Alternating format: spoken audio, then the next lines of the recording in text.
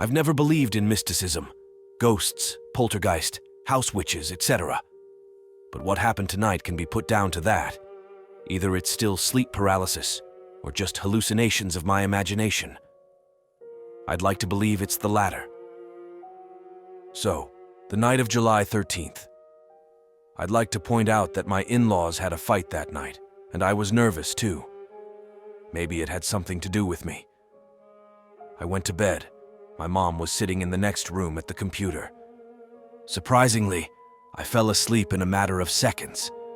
When I woke up about an hour later, I determined this because my mom was still sitting at the computer.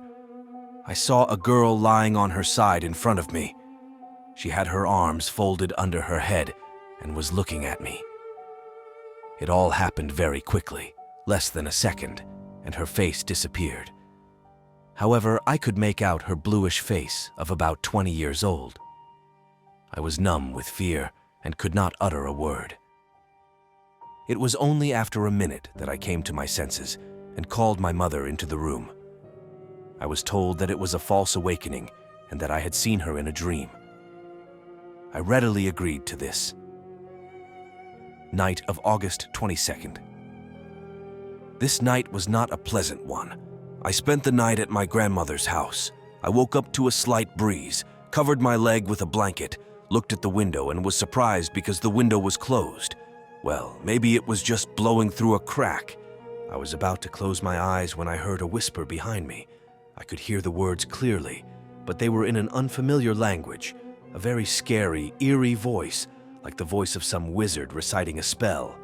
I was just as scared as the first time. I couldn't move and I couldn't speak.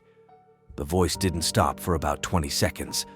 Those seconds turned into a terrifying eternity for me.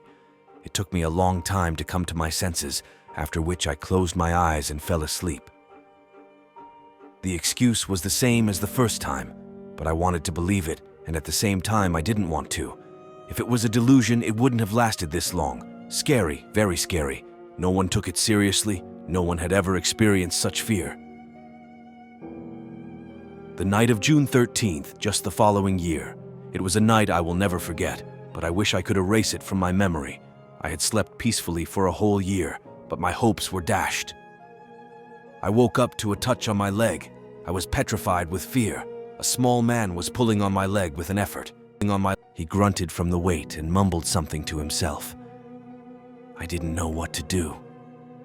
Such an eerie fear made me start to choke. He pulled me for about a minute and pulled half the blanket off me. All that minute I tried desperately to do something, but my body wouldn't listen to me. However, I managed to mutter something like, "Please get off me. Please." Sure, he didn't drag me off the couch, but he scared me half to death, literally. Again, I gasped with fear. In the morning, I came to the conclusion that it was a houseboy, as there were no other options. No one believes me. They all say it was a dream. What the hell a dream when I could feel his hands, hear him grunting, and my blanket was half pulled down. I've never been so scared in my life. I don't know what else awaits me. On the evening of August 26th, I was on my way to the bathroom. I live in the countryside, so the restroom was outside. It was already dark, so I lit my way with a flash and took some pictures. When I got home, I started deleting the photos. As I was deleting the last photo, I saw a ghost standing 10 feet to my right. Another scare, another restless night. I don't know how to go on with my life knowing that I have a not-so-good housekeeper living in my house and a ghost walking around the yard. Let them not believe me. Let them believe me. It doesn't make me feel worse or better. I'm scared and sickened by what I've experienced. I hope that when I change my residence, all of this will stop. I'm scared. Very scared.